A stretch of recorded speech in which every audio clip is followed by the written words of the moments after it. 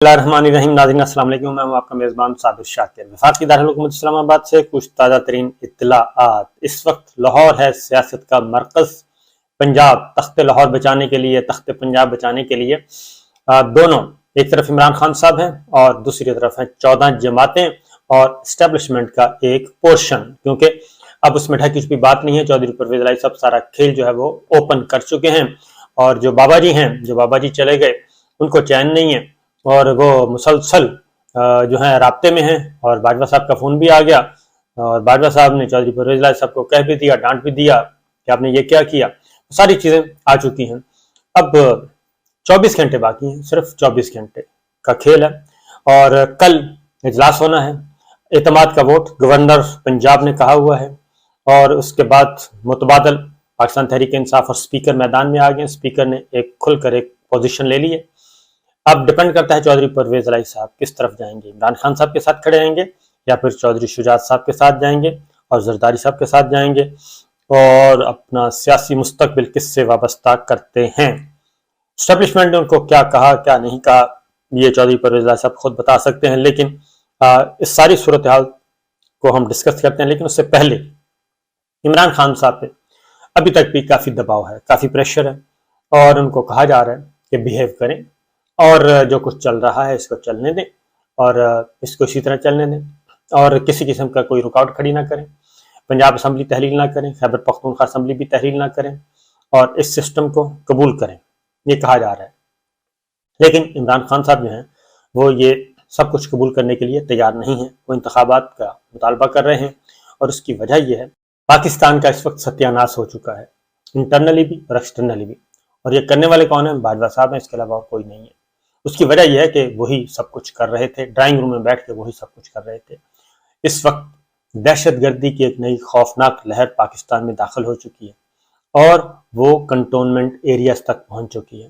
वो दहशतगर्दी की लहर, वो दहशतगर्दी की जंग जिस पे 80,000 पाकिस्तानियों ने और हमारे मुसल्लह अफवाज के जवानों ने, अफसरों ने, एक ऑफिसर से, एक सूबेदार और एक सिपाही से लेकर 3 स्टार जर्नलों तक ने कुर्बानियां दी, अपनी जान के नजराने पेश किए।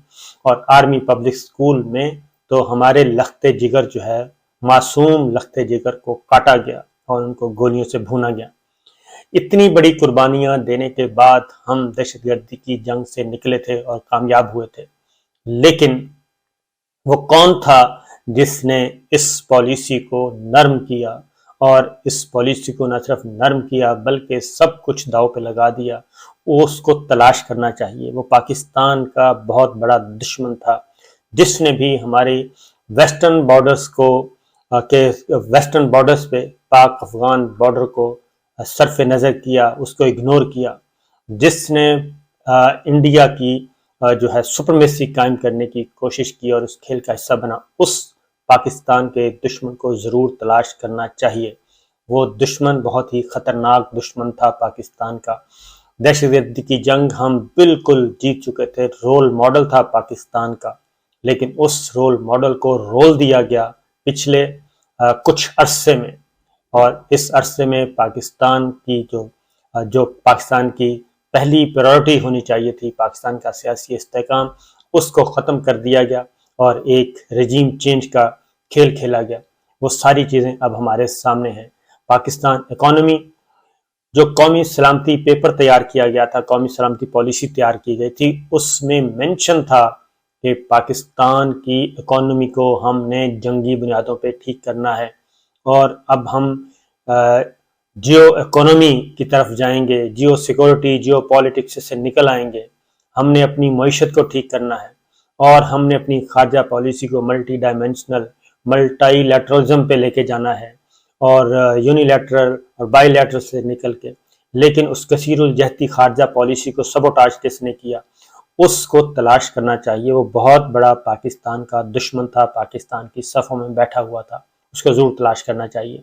क्योंकि इस वक्त पाकिस्तान जिन मसाइब का शिकार है, पाकिस्तान डिफ़ॉल्ट के दहाने पर है और कोई पूछने वाला नहीं। और पाकिस्तान के अंदर इतनी पोलराइजेशन उस पाकिस्तान के दुश्मन ने की है कि आप तसव्वुर नहीं कर सकते। सियासी जमातें आपस में लड़ रही हैं, मीडिया आपस में लड़ रहा है, तमाम के तमाम हमारे मुआशरे के सेगमेंट्स जो हैं वो आपस में लड़ रहे हैं اور ہر کسی کو بے توقیر کیا گیا، یہاں تک کہ ریٹائرڈ فوجی بزرگوں کو جن کی عمریں 80 سال 70 سال 90 سال ان کو بھی معاف نہیں کیا گیا اور ان کو بھی نشان عبرت بنانے کی کوشش کی گئی۔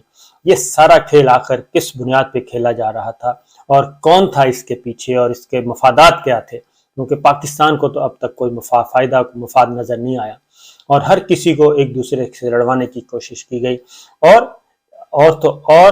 ہماری مسلح افواج کو کمزور کرنے کی کوشش کی گئی، افواج پاکستان کو اور عوام کو آمنے سامنے کھڑی کرنے کی کوشش کی گئی، آپس میں لڑانے کی کوشش کی گئی۔ یہ سب کچھ کیا گیا اور اس کے بعد اس کو ضرور تلاش کرنا چاہیے، اور یہ تلاش کرنا ہے ہمارے قومی سلامتی کے اداروں نے، اور کسی نے نہیں تلاش کرنا، قومی سلامتی کے اداروں نے تلاش کرنا ہے کہ آخر وہ کون تھا، اور یہ اتنا کچھ جو کچھ بھی کر رہا تھا آخر اس کے پیچھے کون تھا اور اس کے دست و بازو کون بنے ہوئے تھے، اور ان کے دست و بازو کو بھی تلاش کرنا چاہیے، ان کو بھی دیکھنا چاہیے کہ آخر یہ سارا کچھ ہو کیا رہا تھا۔ تو بہرحال اس کو یہ قومی سلامتی کے اداروں کا معاملہ ہے، کیونکہ وہی انہی میں ایبلٹی ہے، انہی میں بھی کیپیبلٹی ہے، انہی میں کیپیسٹی ہے۔ ہمارے ہاں تو سول اداروں میں اس طرح کی کوئی کیپیسٹی نہیں ہے کہ وہ اس طرح کے بڑے بڑے کام کر سکیں۔ بہرحال یہ ہے جی، ایک طرف تخت پنجاب چل رہا ہے، تخت لاہور چل رہا ہے، اور دوسری جانب عمران خان صاحب کو بڑی بڑی پیشکشیں کی جا رہی ہیں، اور جب انہوں نے پیشکشیں قبول نہیں کی اور انہوں نے کہا کہ نہیں وہ اپنے اصولی موقف پر قائم رہیں گے اور وہ انتخابات کی طرف بڑھنا چاہتے ہیں اور ہر صورت میں اسی طرف جائیں گے، کیونکہ پاکستان کی اکانومی سٹاک ایکسچینج مزید نیچے آ چکی ہے، سٹاک ایکسچینج آج مزید گری ہے، ڈالر قابو نہیں آ رہا، اور کسی کے اور تو اور ہماری جو انرجی کرائسس ہے وہ بڑھتا جا رہا ہے۔ آج آپ نے دیکھا کہ حکمراں اتحاد کے 3 وزراء جو ہیں انہوں نے پریس کانفرنس کی اور پھر وہی پرانی باتوں پہ آ گئے ہیں کہ کس طریقے سے ہم اپنی انرجی بچا سکتے ہیں، کاروباری مراکز 8 بجے بند کرنے ہیں، 10 بجے بند کرنے ہیں، 9 بجے بند کرنے ہیں، یہ بحث شروع ہو چکی ہے، بلکہ امپلیمنٹ کرنے کی کوشش کی جا رہی ہے۔ یعنی لوگ آگے کی طرف جاتے ہیں، ہم پیچھے کی طرف جا رہے ہیں۔ یہ سارا کرائسس ختم ہو چکا تھا، انرجی کرائسس ختم ہو چکا تھا، تمام صورتحال بحال ہو چکی تھی۔ ہم کرونا میں بھی بہترین ملک قرار دیا گیا تھا پاکستان، ہمارا کرونا کو جو SOPs تھے اور کرونا سے ہم نے جیسے نمٹا اس میں بھی پاکستان کو رول ماڈل قرار دیا جا رہا تھا۔ تو یہ ساری چیزیں ہو رہی تھی، تو پھر آخر کیا اٹھنی آئی تھی؟ تو وہ اٹھنی صرف ایک ہی تھی جناب، اور وہ تھی کہ ہمیں ایکسٹینشن چاہیے، بس ایکسٹینشن کے لیے کھیل کھیلا تھا، کسی اور کے لیے نہیں کھیلا گیا تھا۔ یہ اس پہ ایکسٹینشن پہ میں آپ کو اگلی ویڈیو میں انشاءاللہ بتاؤں گا، پوری ڈیٹیل بتاؤں گا۔ یہ جو ہم پہ مصیبت کے پہاڑ ٹوٹے ہیں، میڈیا پہ پہاڑ ٹوٹے ہیں مصیبت کے، ARY پہ، بول پہ، اور جتنے بھی ہمارے دوست ہیں جرنلسٹ ان سب پہ، تو یہ کیوں ٹوٹے ہیں، اس کے پیچھے کیا تھا، یہ لڑائی کہاں سے شروع ہوئی؟ کیونکہ یہ سب تو افواج پاکستان کے حامی تھے، افواج پاکستان کی بات کرتے تھے، ان کے ساتھ مل کر چلتے تھے۔ یہ انشاءاللہ اگلی ویڈیو میں آپ کو ڈیٹیل بتاؤں گا کہ یہ کہانی کہاں سے شروع ہوئی، اور یہ سب کے سب ملک دشمن کیسے قرار پائے، غدار کیسے قرار پائے، اور یہ سارے کا سارا یہ سب کچھ کیوں ہوا، یہ اگلی ویڈیو میں بتاؤں گا، میں آپ کو انشاءاللہ ضرور بتاؤں گا۔ تو بہرحال تو عمران خان صاحب کو جتنے بھی کیا گیا جی، آپ وہ نہیں مانے، اور اس کے بعد پھر یہ ہوا کہ پھر ان کو کہا گیا کہ آپ کو اور ویڈیوز ہیں ہمارے پاس، آڈیوز ویڈیوز ہیں، پھر دیکھ لیں، یہ بھی ہوگا پھر وہ بھی ہوگا۔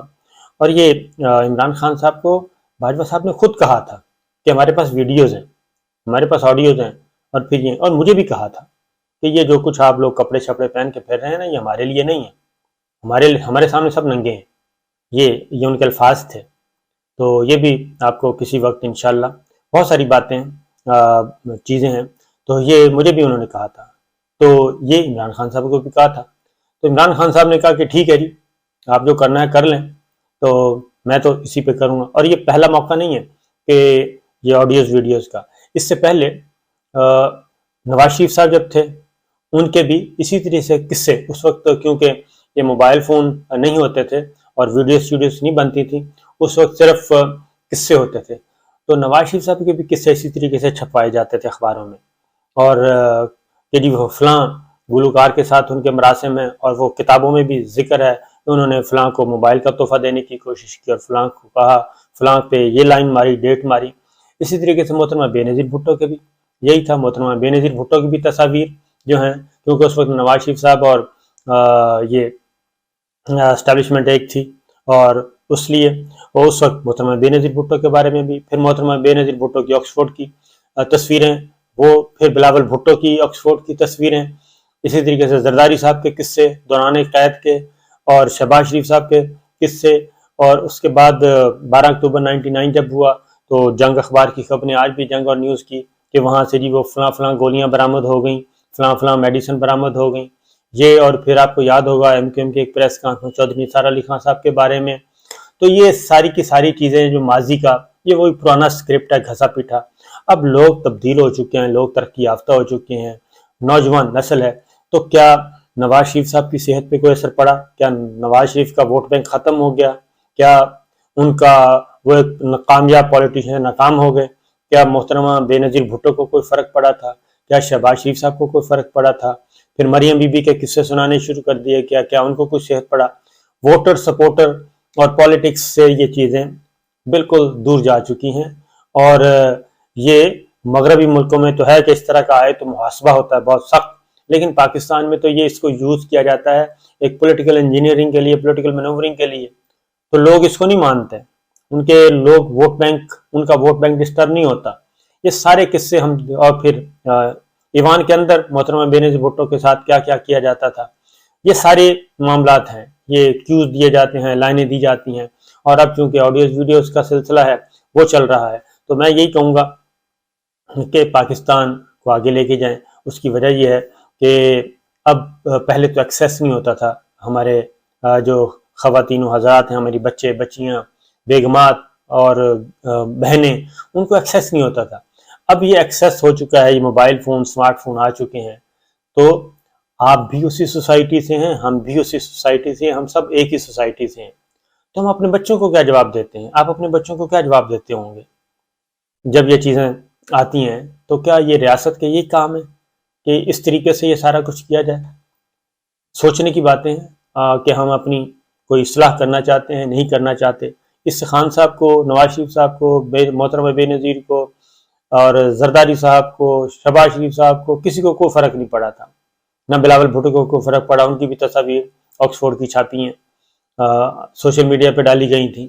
تو اس لیے گزارش یہی ہے کہ میچیورٹی کے ساتھ آنا چاہیے، پاکستان کو اصل جو حقیقی مسائل ہیں ان پہ بات کرنی چاہیے، جو درپیش مسائل ہیں ان پہ بات کرنی چاہیے، پاکستان کی سیکورٹی کہاں پہنچ چکی ہے، بنو والا واقعہ ہمارے سامنے ہے کہ کس طریقے سے یہ ساری ایک طویل جنگ جو ہم نے کھیلی تھی، جنگ جو طویل جنگ لڑی تھی، اس کے بعد ہم نے کامیابیاں حاصل کی بہت زیادہ قربانیاں دینے کے بعد، تو ہم پھر اسی کی طرف جا رہے ہیں۔